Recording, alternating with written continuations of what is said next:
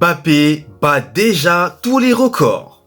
Les gars, bonjour à vous, comment allez-vous? J'espère que vous allez bien, que vous pétez la forme, que tout se passe bien pour vous, que vous avez bien dormi, voilà, tout le bazar. J'espère que ça va en tout cas. Moi, ça va super, nickel, rien à signaler. Donc, avant de commencer la vidéo et de vous livrer le programme du jour, n'hésitez pas à vous abonner, à liker, à partager, à commenter. Merci à vous de votre soutien, ça fait hyper plaisir. Et donc aujourd'hui, les gars, nous allons parler, et les filles, nous allons parler de Kylian Mbappé, de Endrick, donc son premier match avec le Real Madrid. Et je vais parler également de Toni Kroos et Lionel Messi. Voilà. Donc, on est parti et on va parler de Kylian Mbappé. On commence par lui, puisque il faut savoir, les gars, que comme vous le savez, eh bien Kylian est devenu officiellement le propriétaire du club de Caen qui joue actuellement en Ligue 2. Et ce qu'il faut savoir, c'est que pour la première fois de son histoire, eh bien le Stade Malherbe de Caen a battu un record au niveau de son nombre d'abonnements. Oui, au niveau de son nombre d'abonnements.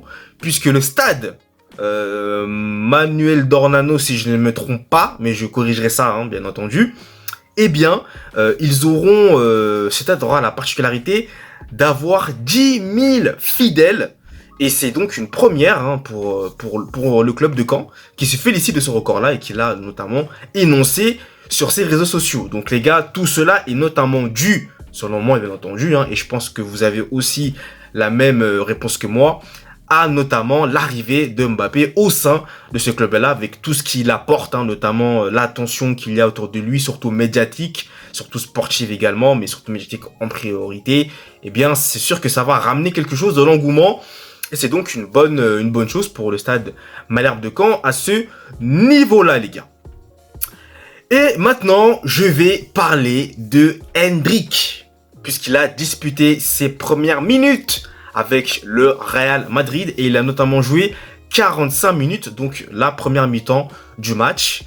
Et il y en a qui ne sont pas trop satisfaits pour sa première fois, il y en a qui disent qu'il faudra lui laisser du temps, ça se dit un petit peu beaucoup de choses, et très clairement, moi les gars, j'ai envie de te dire, mais il vient d'arriver, il vient de commencer à jouer.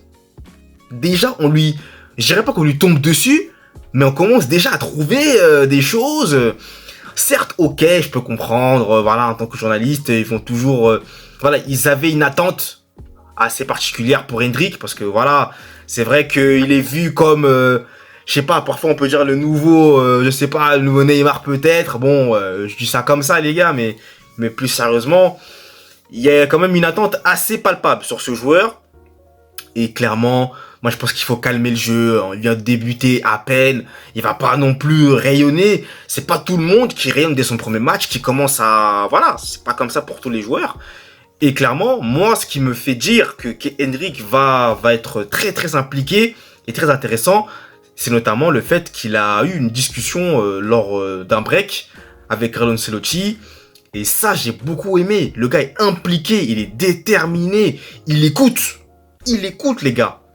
Vous l'avez vu, ça, franchement, c'est bon signe, c'est de bon augure. Donc, je m'en fais pas pour Endrick. Voilà, il est certes qu'il n'a pas eu des occasions, très clairement, c'était compliqué.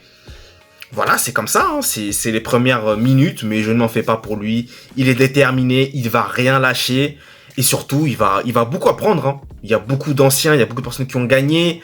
Il va apprendre avec ses coéquipiers qui sont jeunes, qui sont plus âgés que lui. Voilà, donc très clairement, moi je m'en fais pas. Mais bon, je peux comprendre après, voilà, que ça critique un petit peu, par-ci, par-là, c'est clair. Mais bon, faut que vous sachiez que c'est son premier match seulement. Donc forcément, les automatismes ne vont pas venir tout de suite. Faut lui laisser du temps, voilà, faut lui laisser monter au fur et à mesure, s'habituer surtout. Et ça le fera pour Endrick. J'en suis persuadé. Pour moi, en tout cas, il n'y aura pas de problème. Voilà. Et les gars, enfin, je vais terminer par parler de Toni Kroos, qui a envoyé une petite pique, bon, pas méchante, mais bon, à Lionel Messi. Donc, en gros, c'est quoi? Toni Kroos, les gars, est sur un projet actuellement, à savoir lancer l'Icon League, qui va notamment concurrencer la Kings League de Gérard Piqué. Voilà, première chose à savoir. Ensuite, le jeune retraité, hein, désormais Toni Kroos, eh bien, il a dit que pour élire le meilleur joueur du match, eh bien, il y aura notamment la communauté qui va élire le meilleur joueur du match, ainsi que les joueurs. Donc comme ça, il y aura un peu de mélange. Donc c'est une bonne idée, je trouve. Hein. Voilà, très clairement. C'est eux qui voteront pour le meilleur joueur du match.